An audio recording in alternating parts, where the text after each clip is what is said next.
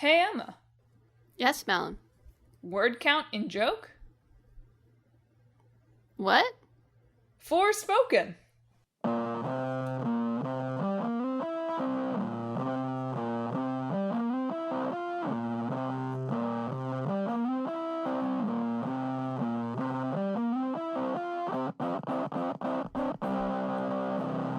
Hello, and welcome to Talk This. It's dangerous to podcast alone. I'm your rabbity thing host, Madelyn. I'm your talking bracelet host, Emma. And welcome to this week's show. This week on the agenda is Sam and Max and Forspoken. And I really feel like I said the words Sam and Max like a fish last week in the episode, and I really ruined the joke, and that's how we got that thing that was not even really a joke. Good delivery, though. Thanks, I appreciate it. I liked your... What? I couldn't do my normal answer. It didn't fit. I know. So it was just some witty banter between your two podcast hosts. This is really... The theme of this week is Talk This Witty Banter Exactly. So let's jump in. The dynamic duo, Sam and Max, which are based on the comic book characters by Steve Purcell. The original Sam and Max game came out in 1993 from LucasArts for Microsoft, and then a couple years later for Mac. And then there was a Telltale series about a decade after that, in 2006 through 2010, with 3 games released. It's about Sam and Max, who are freelance police, which I know is like a phrase that is used to describe them, but when they described themselves as that in the demo of the remaster of the Telltale game that I played, I was like, oh. I had a reaction to that. I don't really think I was like meant to. That's like such a weird phrase. I think it's, on purpose. Yeah. Right? Oh, yeah. I did, in some of the reviews of the remaster, I did find, like, a lot of them were like, it's still charming, but there are definitely points where, like, you can tell it was made in 2006. Yeah. And I feel like that's probably one of them. Yeah. So Sam and Max, if you're not familiar, are, like, an anthropomorphic, I don't know, like, wolfhound, right? He's a dog. He's like a hound dog looking dog. He's a dog with feet. Believe it or not, most dogs have feet. But he has, like, human feet. Yeah. Sam. And then Max, who is, like a rabbit, sort of. With kind teeth. of a rabbit. And yeah, the two of them are... I would have called them private investigators, but they call themselves freelance police, so let's go with that. And they get up to some point-and-click shenanigans. Yes. The original is a Wikipedia greatest game of all time. Oh, yes. I have heard that the original was, like, universally acclaimed, and the Telltale ones were like, this was good. I have to say that I did not really enjoy the hour of the Telltale one that I played.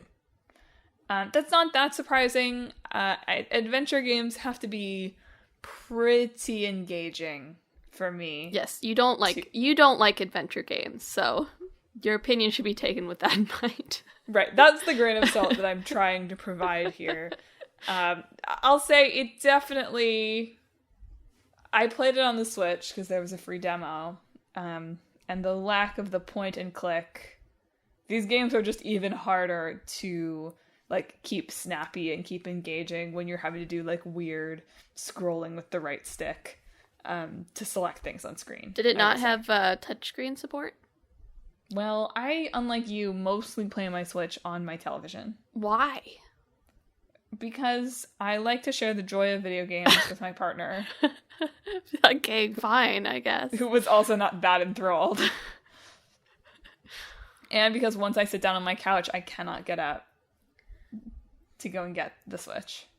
Well, I feel like this is something that should have touchscreen support, whether or not it does. I feel like that would be a better way to modernize the point and click sort of thing.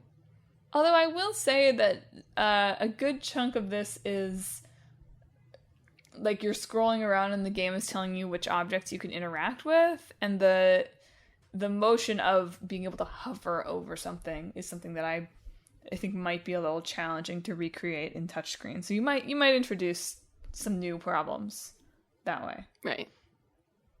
Because I would hate to be like tapping on something like I want to look at that and find out it's not actually an item. True. Anyway, in the original game, like the two games are very similar. The original game is 2D and pixel art, and the Telltale stuff is 3D. But it was striking to me how similar it all looked and how the sort of approach of the game was very similar. And that all makes sense when you dig into the history of the series. But in the original game story sounds hilarious to me. You get an assignment on the phone from the commissioner, right? Because you're like PI cops. Like that's how it happens in these stories. To go and figure out where a Bigfoot that's escaped from a local carnival has gone. And so you find out that the Bigfoot Bruno has run off with his circus girlfriend, Trixie the giraffe-necked girl, and they've freed other Bigfoots, but then got captured by country singer from Liverpool, Conroy Bumpus. And like you have to free him, and then he goes to a Bigfoot convention, and then like somehow Bumpus and his henchmen like get dressed up as Bigfoots and then are sacrificed. Ultimately, Sam and Max become honorary Bigfoots at some point. They like cause like an apocalypse of the western half of the United States with a forest explosion. Bumpus gets sold to the carnival. Wild stuff happening in this game. Yeah, the ethos of all the Sam and Max stuff seems to be like you just sort of any idea you have, you can just sort of throw it at them. And it'll just say yes and. Which makes sense. I mean, Sam and Max are very much like silly buddy cops. Yeah. Right? Sam being the kind of dry, mostly deadpan hound, and Max being the I'm gonna kill you rabbit thing. Max has big, let's see if this brings up like buried memories for you. Max has big Happy Bunny energy. No. Does not bring up any. Remember Happy Bunny? Was Happy Bunny like over by the time you were in middle school? You know, Happy Bunny is that like it's that bunny. It was on T-shirts, like Hot Topic and like Claire's and that sort of thing. Kind of that, and he was like, "You're stupid and I hate you." Maybe. Oh man, I thought for sure you would remember this. You're not that much younger than me, but I guess I remember like bunny iconography, but not like I wasn't aware it was like a character. Okay. Well, even though, our bunny here, were there like ear pods? No, maybe. I wouldn't be surprised. Anyway. Well, that was my I'm old and no one knows things moment here. Very good. So that, it's in this era of the LucasArts like classic adventure games, follows Monkey Island and Tentacle, whatever the Tentacle Day of game. the Tentacle. What? Day of the Tentacle. Day of the Tentacle. I was going to call it Tentacle Island, and I was like, that can't be, right? They just made lots of games with island in them. Yeah. Little known fact, it's called Sam and Max Hit the Island Road, actually. Yeah.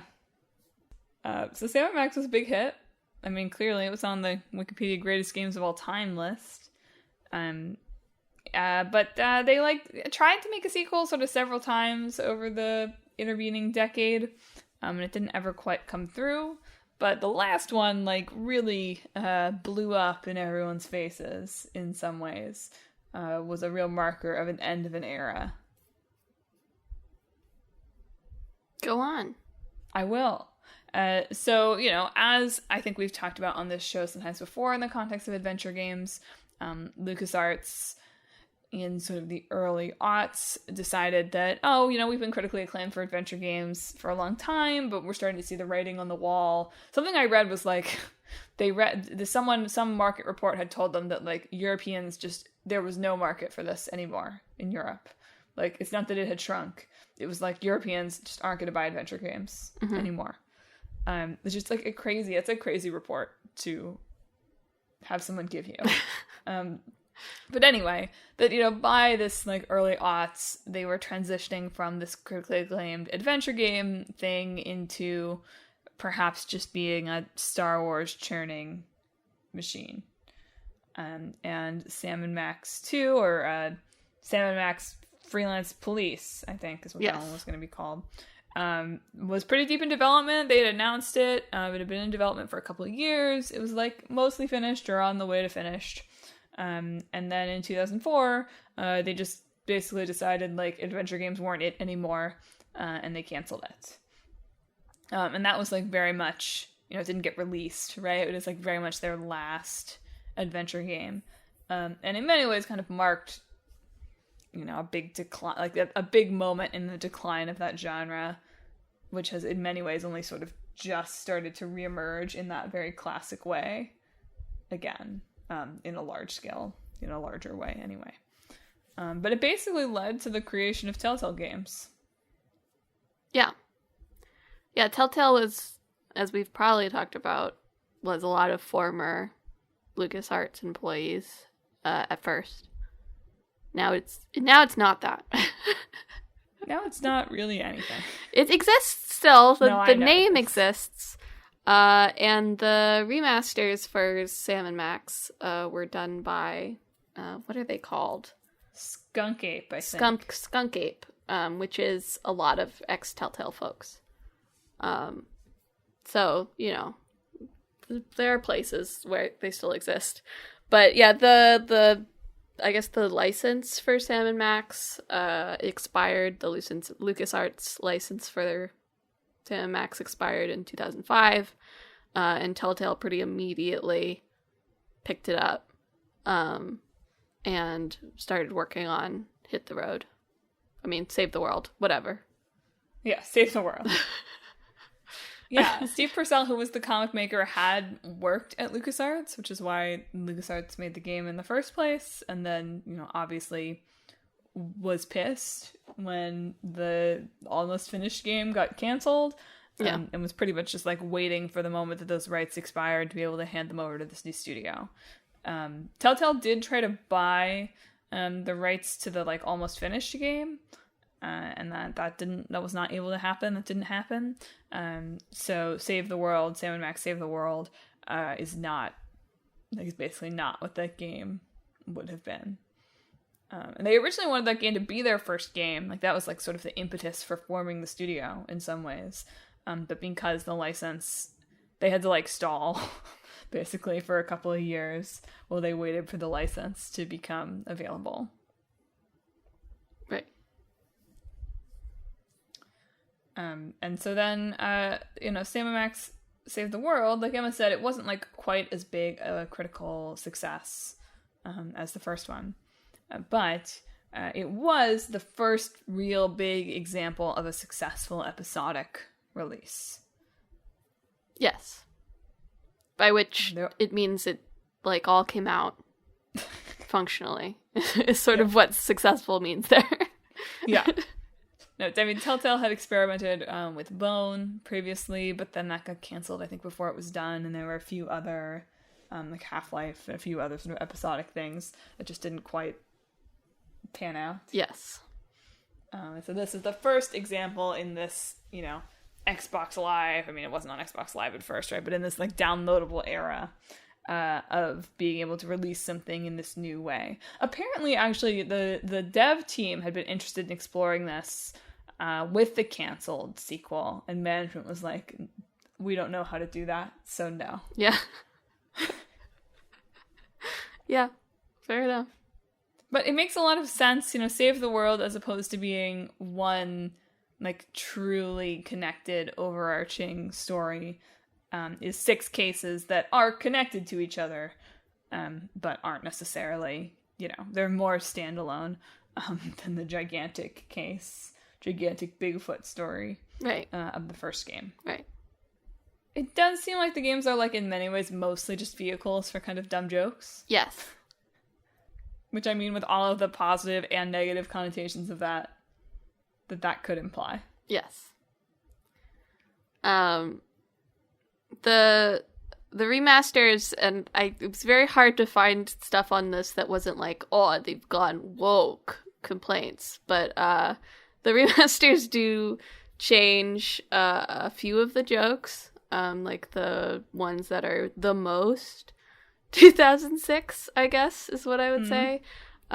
Which is mostly like racist and gay jokes, essentially.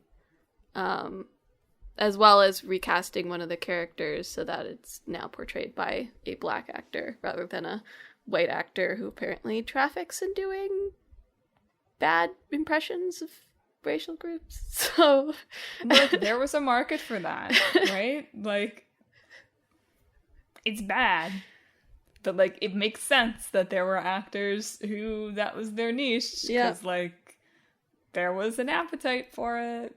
Yeah, but apparently the original actor for it's Bosco, right? Yeah. He had like a YouTube channel that he eventually got in hot water for, where he just did like racist impressions, essentially. Nice. So anyway, Bosco is now played by a black actor in the remasters, and some of the jokes have been rewritten. It's really like I found the Steam page where they go over all of the changes for Save the World specifically, and they make a point to be like, they changed 12 lines out of 12,000 total. Yeah. Plus adding in like some continuity edits so that the rewrites would make sense across the whole thing. So they're like, it's 0.1% of the script. So clearly they were expecting some people to come down on them like, oh, they're making the games woke now. Which honestly, they were going to do that anyway. Laying the math out there is just emboldening them, to be honest. But like, I played the first hour of this game. They've threatened to arrest like 5 people. Like, I don't know how woke this game is. Which is fine. Yeah, a lot of their views are like, if you think too hard about it, sometimes it gets a little bit uncomfortable, but like it is so far out there and absurdist that like it's completely divorced from reality in a way that makes it not uncomfortable in a way. Even as they're like, there's some jokes that feel lazier, like they just were like, here's something to be edgy that's just thrown in there. But most of it is just like, it is just like they've thrown everything at the wall, and some of it is not as good as other parts. It was also interesting for me to read, like, sort of all 3 versions of this. Like, they made one game, and then they handed it off to another studio, and then Telltale collapsed, and then another studio took over the remaster. Even that remaster, they were like, well, like, most of our stuff at Telltale was pretty organized, right? Like, we had to be, because we were making games so quickly and under such horrible circumstances that, like, we had to be pretty organized. But also, there was one hard drive with random stuff on it that we still had to be consulting to find it. There's an interesting article, again, about just the challenges of, they originally were just going to do a port and fix some bugs, and then they realized that, oh, you actually can't really just do a port of a game that you designed on like Windows XP when Windows XP hasn't been supported by Microsoft for almost a decade. Yeah. They realized that it was actually just going to be like almost as hard to just port the game and fix some bugs as it would have been. And partially because of things with the Telltale engine, right? They were like, we didn't really have, like, the lighting just totally broke, basically. So we were going to have to fix that anyway. And then once that happened, it was like, well, why don't we just do this? Yeah. Yeah, I mean, these were made, I mean, I think Telltale always was trying to do too much, but this was made before Telltale, like, put out The Walking Dead and then was like, oh god, we have to make, like, 5 games a year or whatever. So, you know, even that of, like, it's interesting to think that, like, even that, like, the stuff they were making was somewhat disorganized and rushed, I guess. Well, and it was also interesting for me to hear about their kind of rationale for wanting to acquire this at Telltale in the first place. Like, obviously, a lot of the people who moved over to Telltale were, like, literally people who had been laid off when this game was canceled. Yeah. So that was part of it.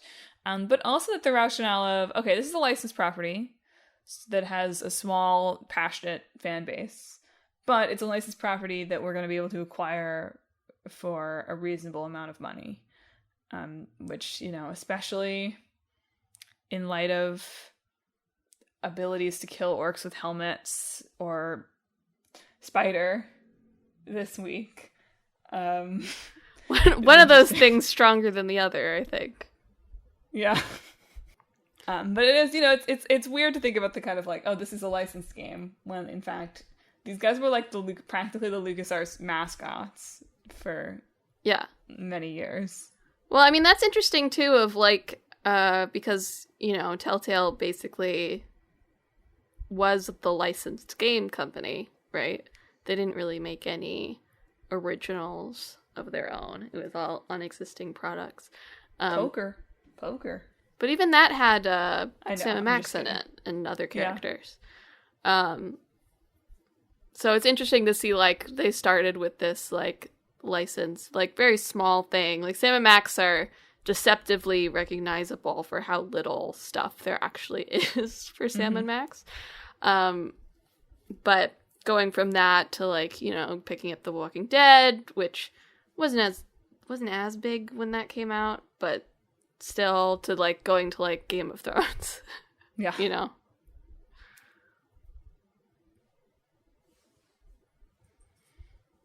Well, I think they've remastered the first 2, and I think the third one is still coming. Yes, I believe it's planned. But who knows? Maybe Sam and Max 4. Never know.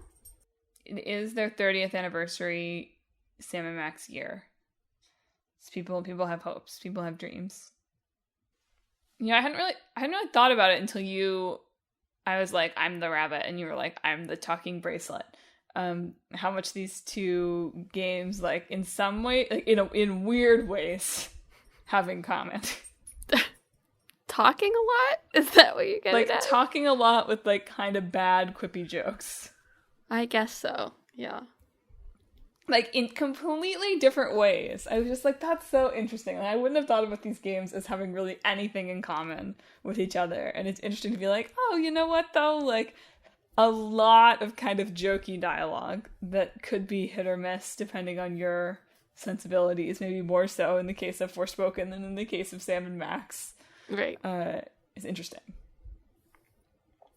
Anyway, I guess we're moving on to Forspoken.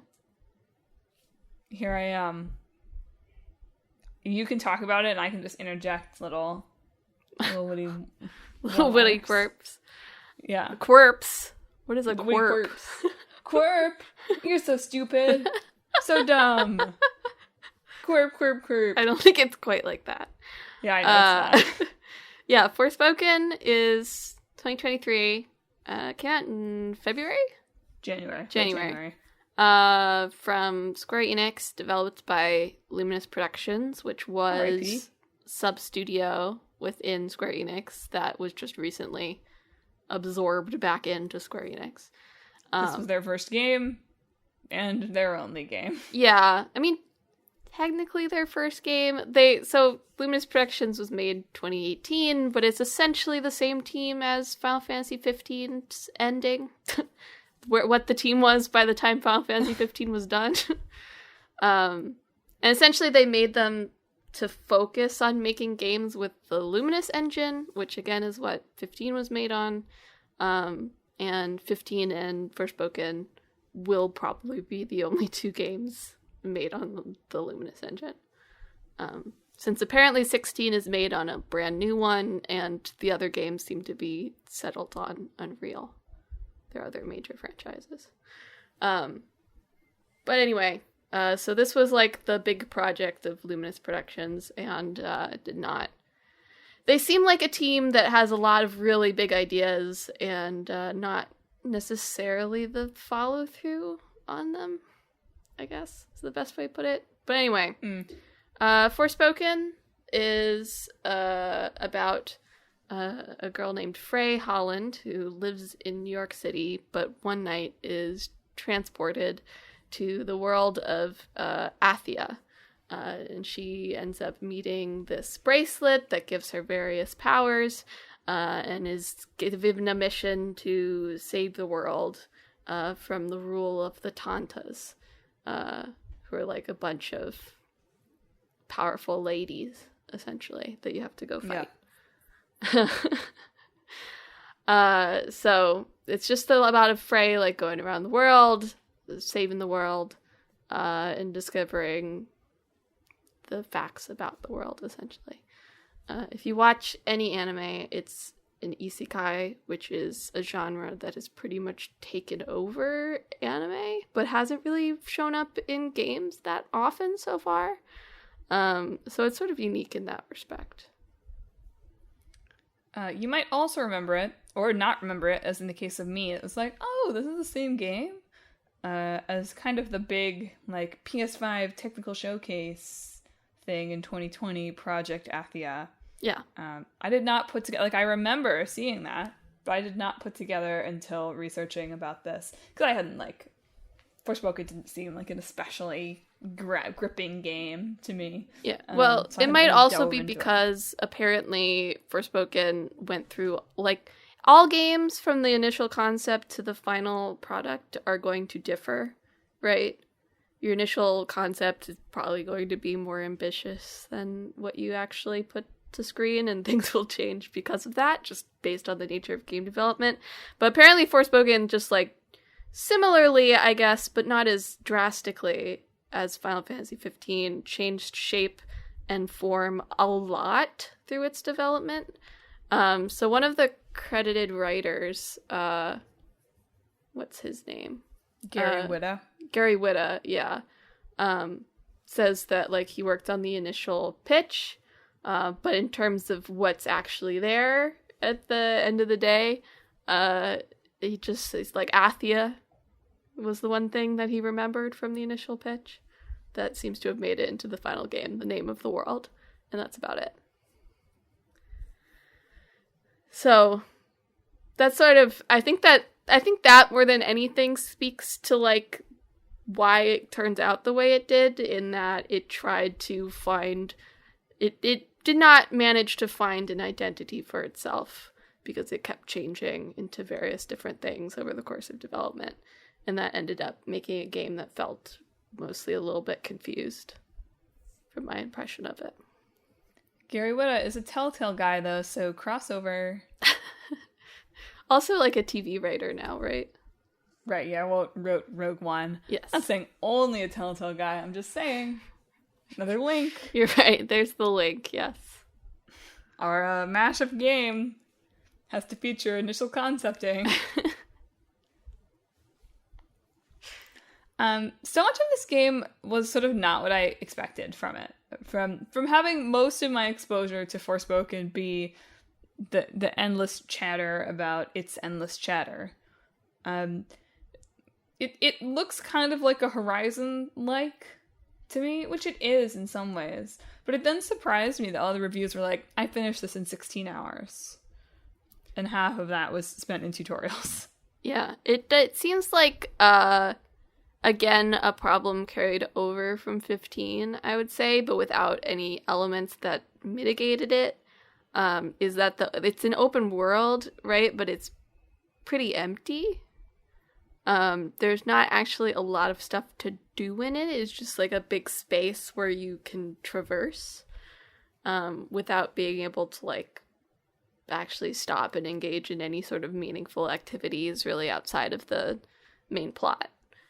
So it's deceptively shorter than it might seem as well because of that. So this game was not well reviewed. It was like fine reviewed. It was not. It's in the yellow on Metacritic. Yeah. It is not in the red. Right.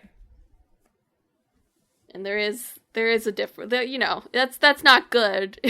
You don't want to be in the yellow on Metacritic, I guess. But there is a fundamental difference between something like this and it didn't something deserve like Gollum, as you mentioned previously. Social media apology graphic. Right. Gollum is shocking to me, by the way. I won't go. I'll stay on topic, but every time I think about what his face looks like, I feel a little. It's shocking. Every once in a while, when you talk about something like Forspoken, you have to remember what a truly bad game is like before you get too carried away with it, you know? Yeah. This is functional. Yeah, it's like, it's a game. Plenty of the reviewers were like, the parkour is cool, the combat is cool, it's a shame that you don't unlock all of it until, like, the very end. So there's a lot of elements here that are positive. And you'd think, like, I don't know, it's always hard for me to know, like, okay, what, do you give any credit to, like, attempting diversity even when it's, like, bad? Well, so I have some complicated feelings about this, because I feel like, you know, in some ways it's like, okay, maybe modern tastes have just grown beyond this, but, like, fundamentally, is Frey that different from, like, a Nathan Drake type? And nobody's like, oh, Nathan Drake is, well, I mean, some people are, but nobody's like, oh, Nathan Drake is so annoying and I hate him. Right.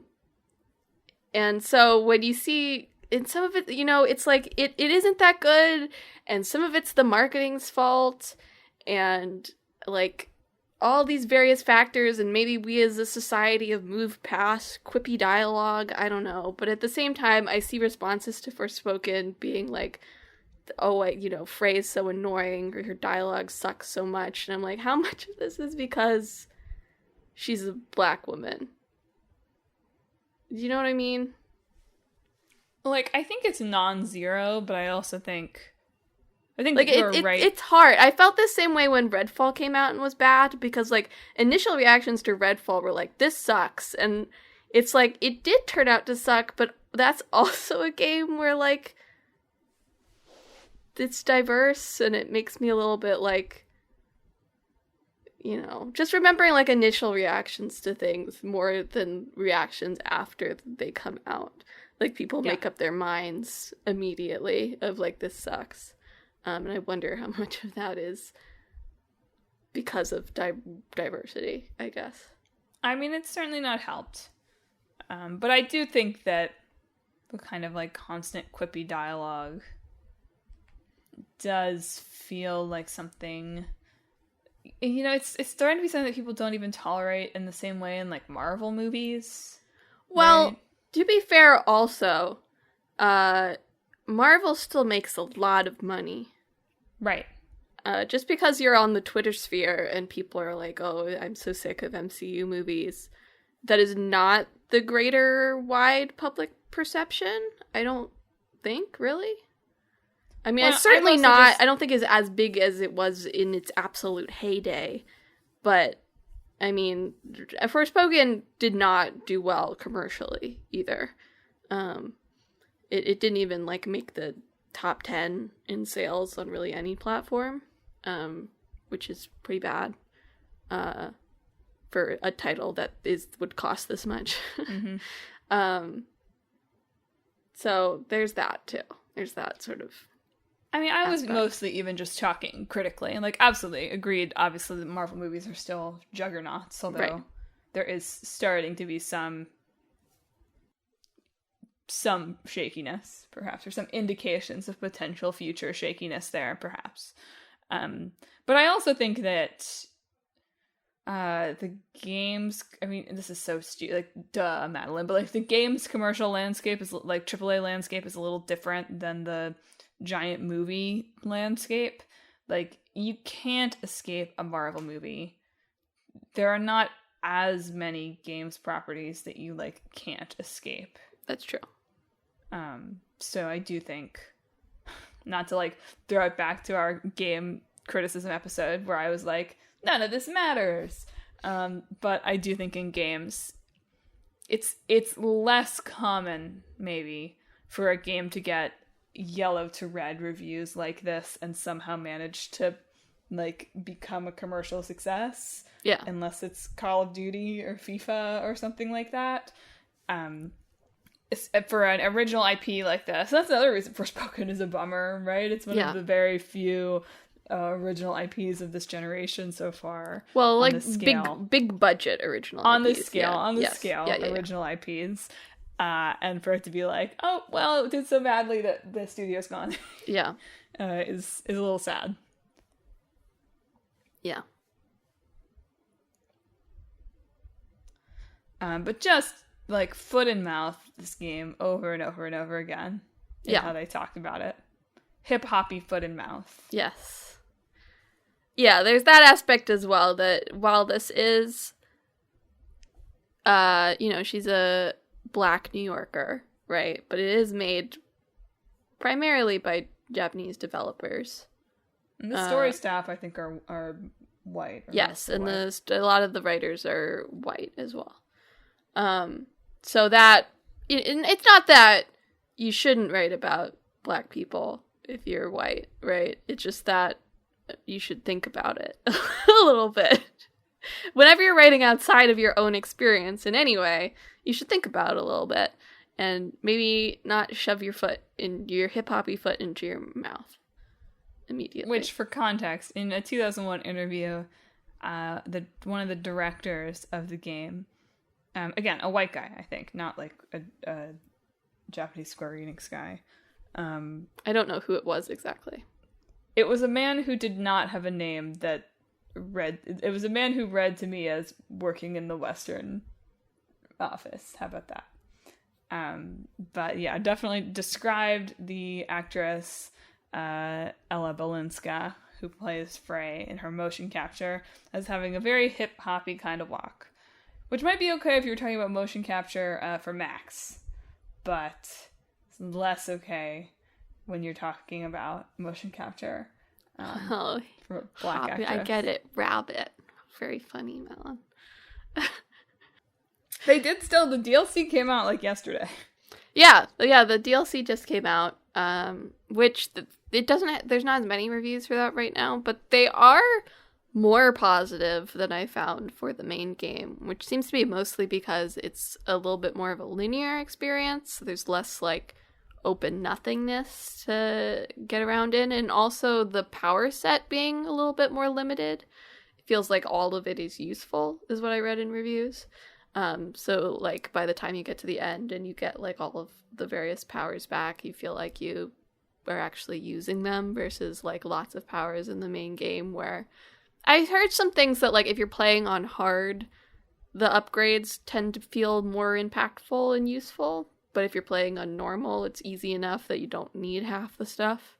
Mm-hmm. So there is that to think about. But the DLC being a more focused linear experience actually seemed to help it out a lot versus just trying to shove in this open world that really has nothing in it.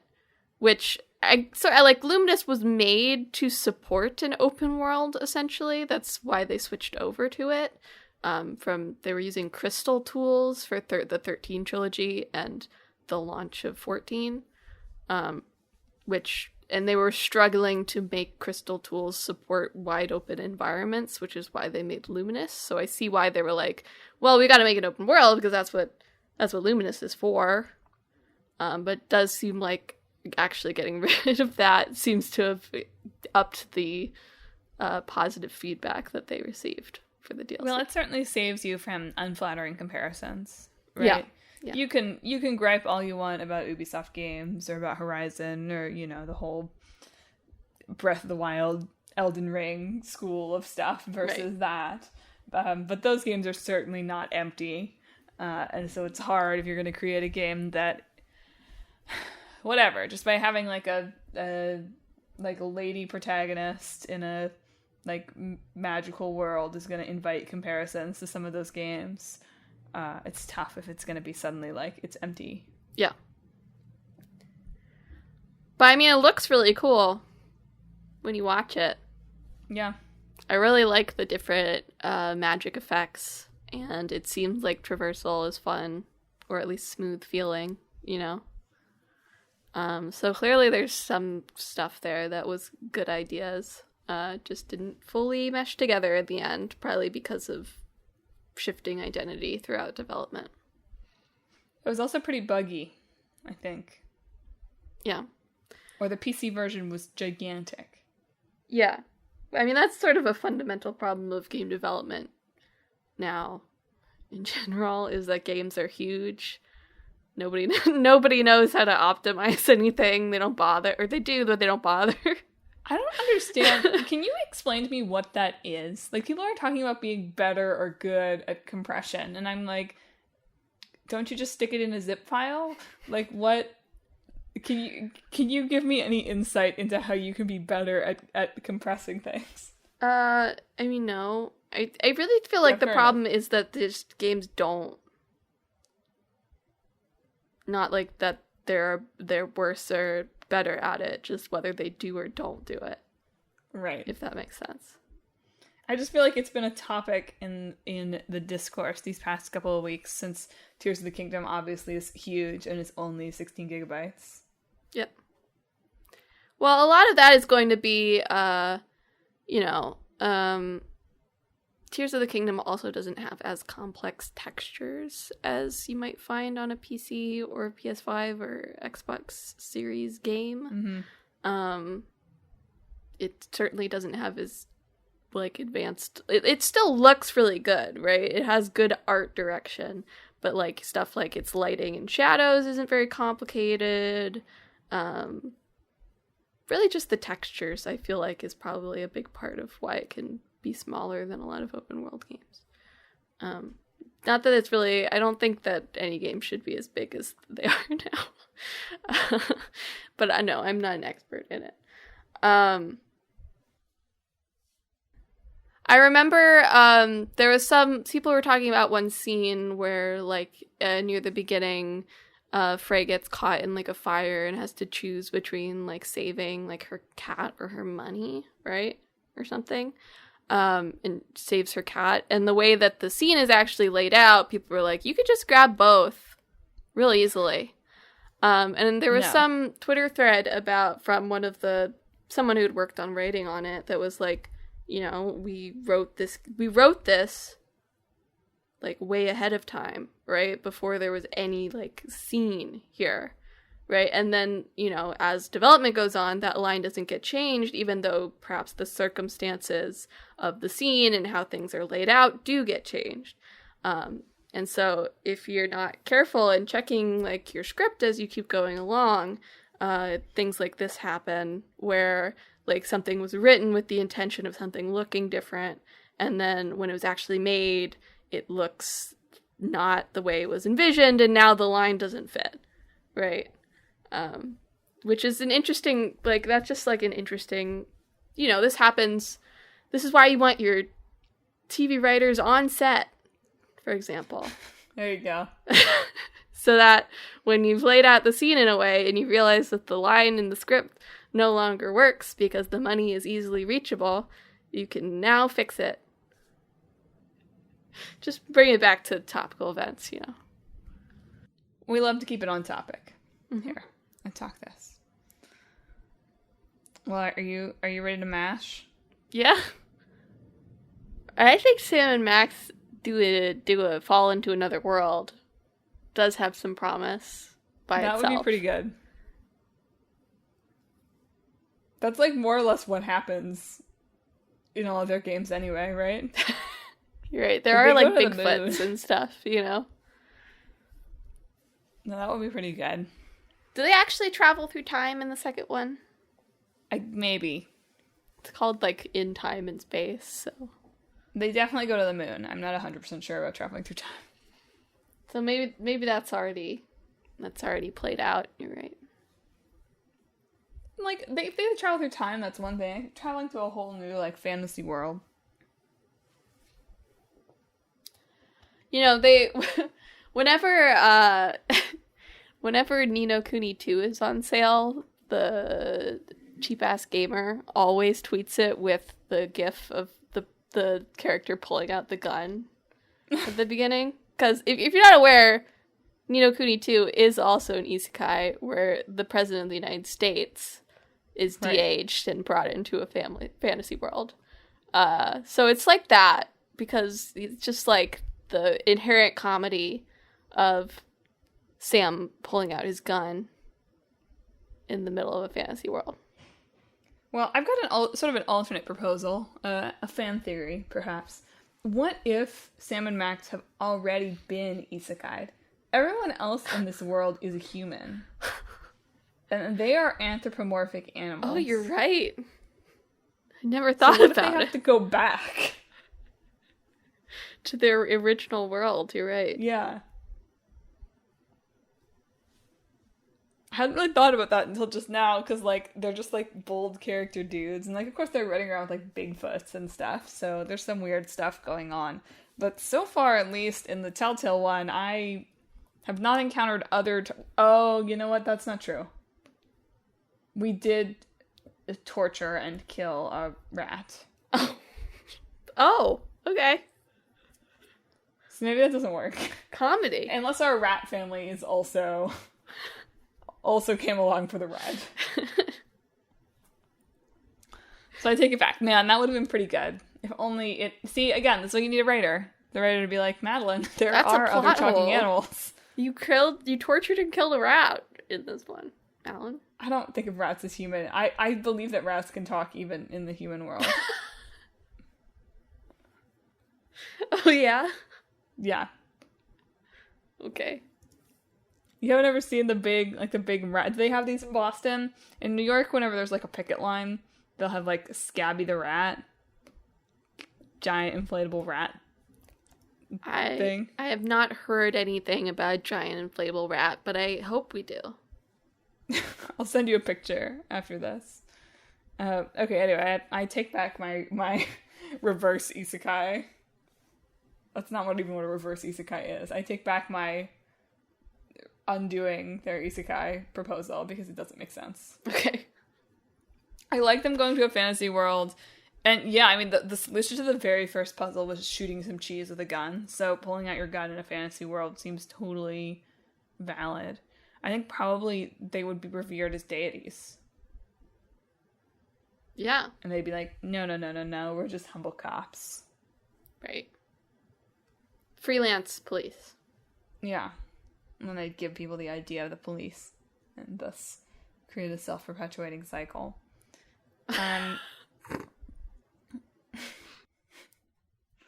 We could also, like, go the other way. If we couldn't get the license to Sam and Max, right?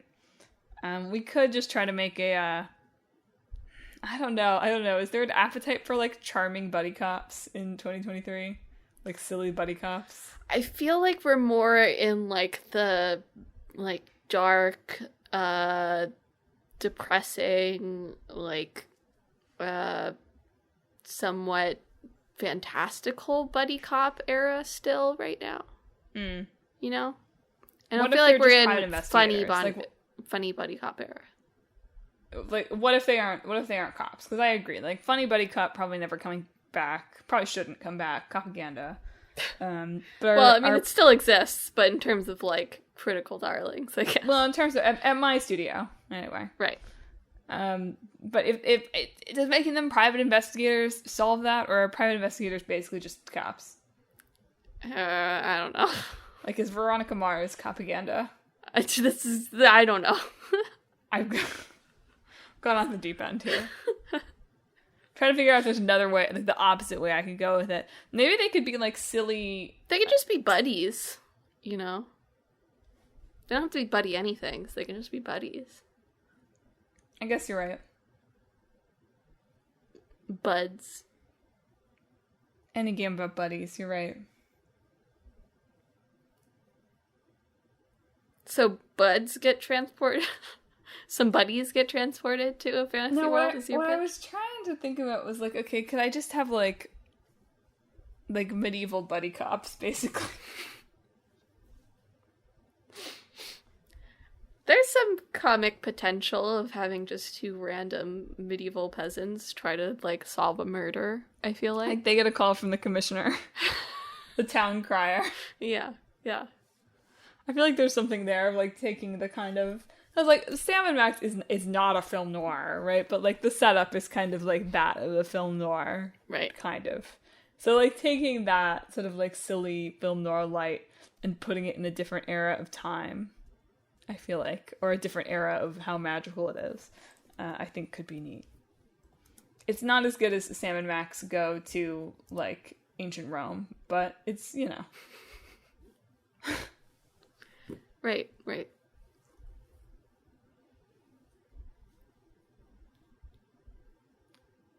Anything else to add to the mash? No, I think both those could work, theoretically. Well, listeners, have you played either Sam Max or Forspoken? Do you see what I mean about the chatty, quippy dialogue and how they have more in common than you might think? Where would you send Sam and Max on an adventure? Are you more Sam or more Max? Are you more Frey or more Cuff? If you have questions to any of those questions, or answers to any of those questions, or thoughts about anything else we talked about this week, hit us up on social media. We're on Facebook, Twitter, Instagram, and YouTube at Talk This Podcast. You can also visit our website, www.talkthispodcast.com, where you can read all about the show, check out the games in the hat, and read our blog featuring long-running series Click My Boyfriend and Split Screen. But finally, and most importantly, if you enjoy the show, if you want to listen to the show, you should subscribe. We are on Apple Podcasts, Google Podcasts, Stitcher, TuneIn, Spotify, Pandora Podcasts, online and on the app, Overcast, Pocket Casts, wherever you can find podcasts, wherever you found the podcast today, subscribe to Talk This. Next week it's my side quest. Where are we? I should do games your sister should buy you for your birthday. Gollum. That could be pretty good. Is that what I should buy you for your birthday? What? I should buy you that for your birthday? Very applicable. Yeah. Widely resonant for folks. Games for when the produce at the farmer's market is finally good. There you Games for when you're sweaty. I don't know. I'll come up with something. Games that... Do they really look like that? Do their eyes really look like that? And then, but in 2 weeks, what are we talking about? In 2 weeks, we are talking about Parappa the Rappa. We didn't. I guess we talked about that in the context of. I was like, we already did that, but no, we didn't. We talked about rhythm games. Just in the rhythm games, and then I was like, oh, I should put Parappa in the hat. That's very smart. Yeah. And our new game is Wolong Fallen Dynasty. All right. Parappa's all messed up, right? Like, even if you play it on something now, the input is wrong. Something like that, yeah. What a fun time I will have deciding what to play. Could skip it. It would be fine. I'll think about it. I'll consider it. Make a choice. Mm-hmm. I don't know. We're coming up on a summertime where it's like, oh, I don't want to burn my wild cards, you know? Right. I really want to wait until I really absolutely can't play a game. So we'll have to decide. Anyway, listeners, that's it for this week. Thanks for listening. Emma, do you have a sign off? This week, I hope that you talk to your jewelry with politeness.